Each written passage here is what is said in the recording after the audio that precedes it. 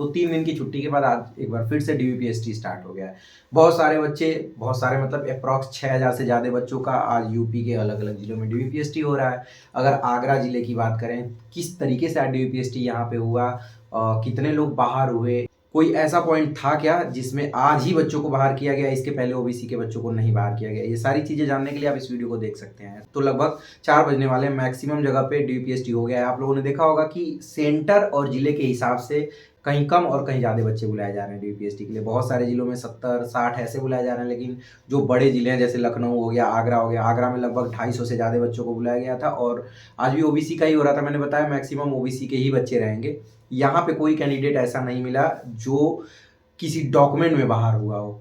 अगर बात करें बाहर होने वालों की संख्या तो अप्रॉक्स 10% बाहर हुए हैं यहाँ पे, वो भी लंबाई में। सीना में कोई नहीं बाहर हो रहा है। सीना में मैंने बताया ना कि जो लोग पहले से प्रैक्टिस किए हुए हैं उन्हें कोई दिक्कत नहीं आ रही है। बाकी वो मौका तो दे रहे हैं, लेकिन कुछ लोग ऐसे हैं ना जो 3 सेंटीमीटर, 3.5 सेंटीमीटर फुला रहे हैं। भाई उनके लिए तो मैं क्या कहूँ, अब उनके लिए यही कहना चाहूँगा कि जब आपको पहले से पता था कि लंबाई और सीना चेक होता है, तो आप अभी तक क्या कर रहे थे?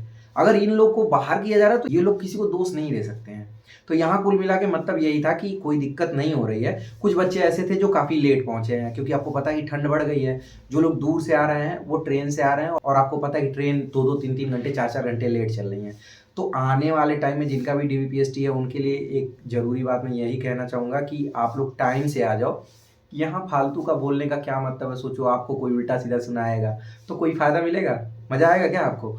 तो वहाँ तो भाई सुनाएँगे कि तुम ये हो, वो हो, तुम्हारे लिए इम्पोर्टेंट ही नहीं है, तुम्हारा खुद का भविष्य तुम्हारे हाथों में है, साले तुम लेट आ रहे हो। समझ रहे हो ना? तो ये सारी चीज़ों से बचने के लिए एक दिन पहले चले आओ शाम में, कोई दिक्कत नहीं है।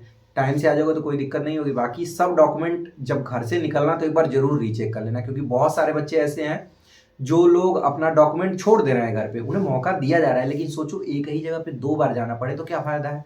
तो मैं एक बार फिर से आपको बताऊँ कि अब वीडियो देखने की ज़रूरत नहीं है किसी की कि कौन-कौन सा डॉक्यूमेंट लेके जाना है। आप अपना जो एडमिट कार्ड है उसको ओपन करो, मोबाइल में ही ओपन कर लो, देख लो उसमें सब चीज़ लिखा हुआ है। चेकलिस्ट प्रिंट करा लेना, बाकी सभी डॉक्यूमेंट उसी क्रम में रख लेना, फ़ोटोकॉपी ले लेना और कैसे आपको प्रमाणित करना है तो बहुत अच्छे से पता है। साइन कर लेना जो एडमिट कार्ड पे साइन है। साइन करने के बाद उसके जस्ट ऊपर मतलब साइन के ऊपर लिख देना स्वप्रमाणित, या फिर इंग्लिश में लिखो तो सेल्फ अटेस्टेड लिख देना। और जहाँ साइन किए उसके नीचे जिस दिन आपका डीवीपीएसटी हो उसी दिन का डेट डाल देना। बाकी कोई दिक्कत नहीं हो रही, आराम से सब कुछ लेके जाओ। बहुत ज़्यादा दिक्कत हो रही है लंबाई में, अगर लंबाई में ज़्यादा प्रॉब्लम है, मतलब अगर 1 आध सेंटीमीटर का अंतर है तब तो बाहर होना है। अगर 2 से 3 एमएम है तो खींच-खाच के वो पास कर दे रहा है, क्योंकि उनको पता है कि बहुत बच्चों को ये सही से नहीं पता होता है कि खड़ा कैसे होते हैं। तो अगर आप खड़ा होने का तरीका सही वहाँ अपनाते हो तो कोई दिक्कत नहीं होगी। वो बाकी बहुत सारे सेंटर के लिए लोग पूछ रहे हैं कि सर मैनपुरी में कैसे नापा जा रहा है, फलाने जगह कैसे नापा जा रहा है। तो मैं बस यही कहना चाहूँगा कि जैसे भी नापा जा रहा हो, अगर मैनुअल है तो थोड़ा-सा उसमें मिस्टेक है, मतलब 1 से 2 एमएम का अंतर आ जाएगा।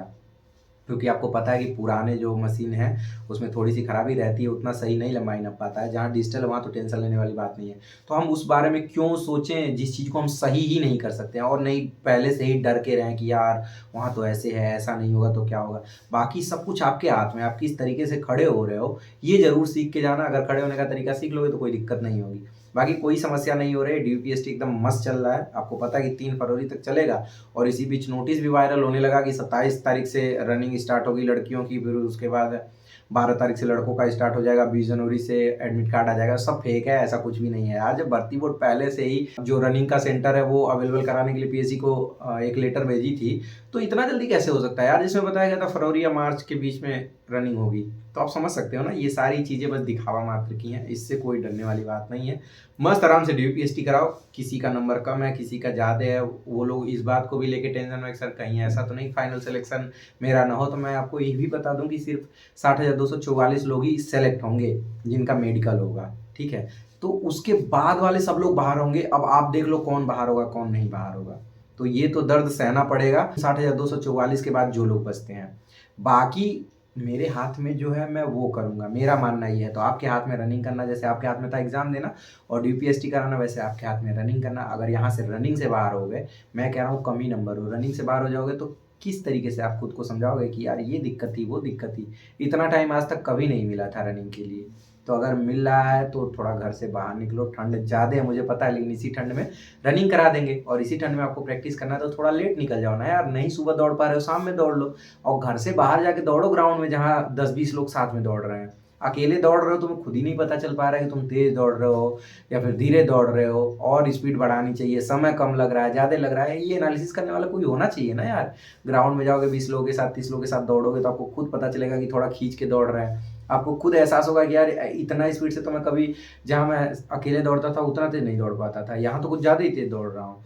तो वो सारी एबिलिटी आपको तभी पता चलेगी जब आप ऐसे लोगों के बीच में दौड़ोगे, तो थोड़ा पैसा खर्चा करो यार, अब ज़रूरी है। अब घर से बाहर निकलो, ऑटो से जाओ, 5 किलोमीटर 10 किलोमीटर दूर ग्राउंड है, तो क्या होगा? किसके लिए खर्च कर रहे हो? अपने लिए खर्च कर रहे हो ना यार। आज तक इतना खर्च किए तो 1000-2000 और खर्च किया जा सकता है। समझ रहे हो? मैं कह रहा हूँ कि ठीक है, सब लोग अमीर नहीं होते हैं, लेकिन खुद की बात आती है तो भैया जैसे आज तक पढ़ रहे थे वैसे ही 1000-2000 और अपने ऊपर इन्वेस्ट करो। अगर रनिंग में बाहर होगे तो ज़िंदगी भर अफ़सोस होगा।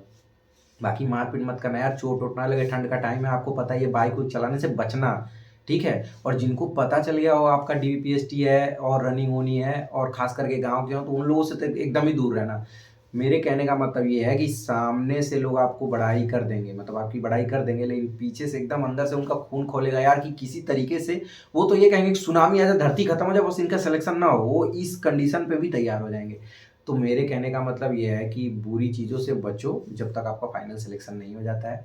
बाकी कोई दिक्कत वाली बात नहीं है। बाकी आपको यूपी पुलिस या फिर कोई भी नौकरी से रिलेटेड आपको पूरी जानकारी मिलती रहेगी। कुछ पूछना हो तो आप इंस्टाग्राम आईडी फॉलो करके वहाँ से मैसेज कर सकते हो। कि मिलते हैं अगले वीडियो में, तब तक के लिए आप लोग मौज काटो। Bye bye.